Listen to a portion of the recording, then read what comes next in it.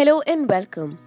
We bring to you snippets from the video workshop of FOGSI Endometriosis Committee. This workshop was held at Lucknow on January 30th during the 63rd All India Congress of Obs and Gynae AICOG 2020. The workshop was inaugurated by FOGSI President Dr. Nandita Palshetkar, Vice Presidents Dr. Sudha Prasad and Dr. Aswath Kumar and other dignitaries.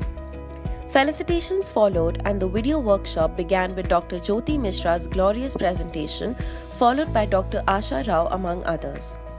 Towards the end of the 2-hour-long program was a case-based panel discussion on clinical dilemmas in endometriosis management. Moderated by Dr. Kuldeep Jain, Chairperson, Endometriosis Committee, the panelists included FOGSI Vice Presidents Dr. Sudha Prasad and Dr. Aswath Kumar, Dr. Asha Rao, the incoming Chairperson, Endometriosis Committee for the next 3 years, and Vice Chairperson, ICOG, Dr. Parul Kotadwala. An interesting case discussed was on management and counseling required for an 18-year-old girl with severe dysmenorrhea. Her ultrasound showed a 4 to 5 centimeter endometrioma in the right ovary and 3 to 5 centimeter endometrioma on the left side. Let's hear it. Low dose Ocipil, how much time? Third question always comes in your mind is how long you will give. That doesn't have answer. It may not actually be given for years. So what we actually do is that after 6 months I stop. Let the patient get one period. Then again, just for a reassurance for her, then again I continue. That is the first line. Second part of it is that you can try Dinogesis in this case. Okay. The Dinogesis, the two problems here is that one problem is that the cost of Dinogesis. Okay. Compared to Ocipil, it is very costly. Another problem of Dinogesis is how long you can give. The studies have come up to 2 years and all. You can give more than that, you can say. But you cannot know how long you will be able to give.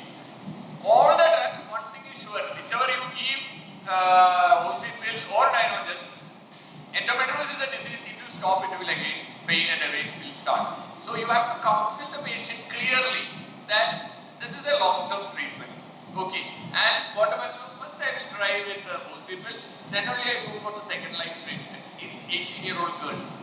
Now, coming to the role of surgery, if she is not responding to this, the last choice for me, then I may have to do a surgery. If he is not responding to any of this, then only I go for surgery. I sorted out the first line, I think, of surgery. Dr. Sudha? I think this lady, I would rather give her Dinogesis. Give her a trial of Dinogesis for about 6 months. Most often we see a regression. See, with the Ocipil, there is intermenstrual bleed. So again, the chances are there that the endometriotic cyst, this is big one, it will increase in size. So now the first line of treatment is the Dinogesis, should be given to 18 years old, and we can give more than 6 months also, and you do the every 3-monthly follow-up and see what is the size, and it is regressing and she will be asymptomatic. Yeah, what I meant was trial of 6 months, and if it's not regressing, then you think of surgery. I think as far as the efficacy is concerned, OCP and Dinogesis, they share the same profile.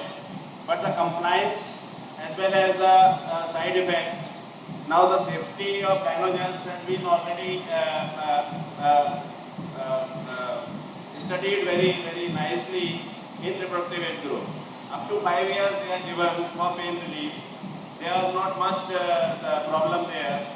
But in adolescent, there are 2 very large studies. They have actually published the data on safety issue. After 1 year of Dinogesis exposure in adolescent girls, there was 23% patients who had a compromised what you call osteoporosis. So scans were done, but this was reversible. This was reversible in 70% of the patients. So that is a silver lining. So once you are prescribing these girls for long term, you have to follow them.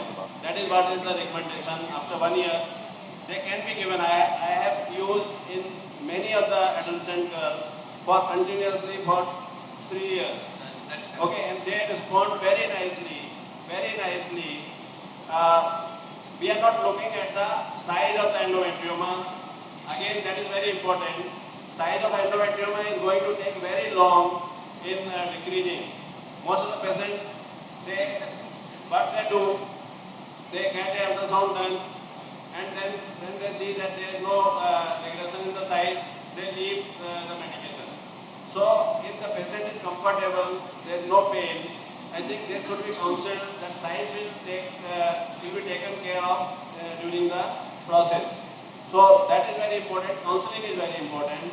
And even if these patients they do have breakthrough bleeding, then you can add stop the treatment and then again restart. So breakthrough bleeding once in a while is okay, but if it is very frequent, then you have to use estrogen also in this case.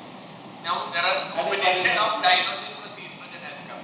For this, some companies have come down with the Dinogex plus estrogen. Estradiol has come. So that is also a good combination. So you can, the period control also will be there. See, Dinogex with estrogen pills were introduced in 1997. When Dinogex first came into market as a pill, but then that pill was not good enough, side effect profile was high, so they withdrew it. Then now recently Dinogex has come up as an isolated entity. Adding estrogen doesn't help if it is given for endometriosis. It is a false notion.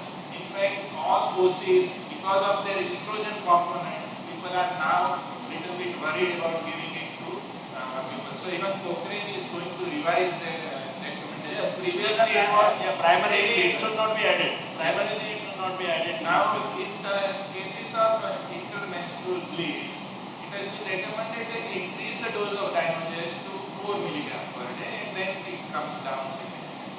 So that is, my little worry is that cyst is not going to go away. Yeah. That is okay. Because some of us need to speak about regression of the cyst. No, no, Yeah, so Cyst- that cyst- is very important. Only The the regression of cyst is not the criteria for the efficacy of Will the not regress. Only the symptoms will. We are only worried at that time about the symptoms.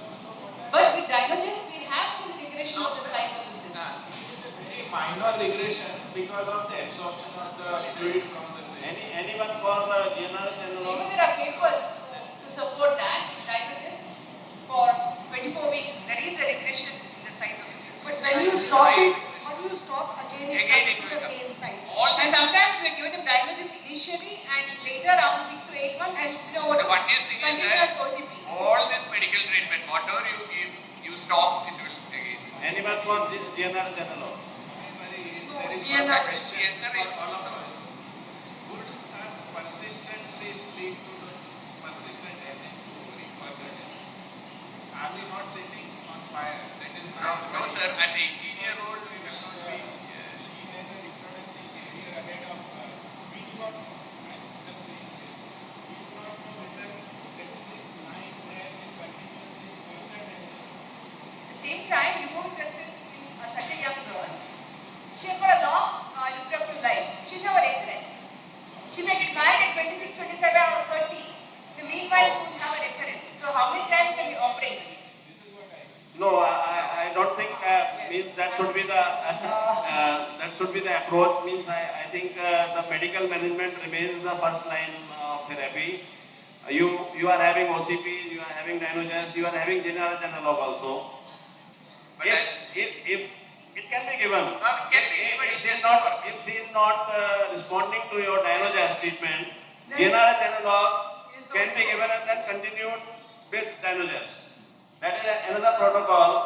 You give But you can't give long. you give 3 months of GNRH analog, that will suppress, tablets are can, and then you continue with Dinogex. and antagonist tablets have come, what's it called? Elagolix have come.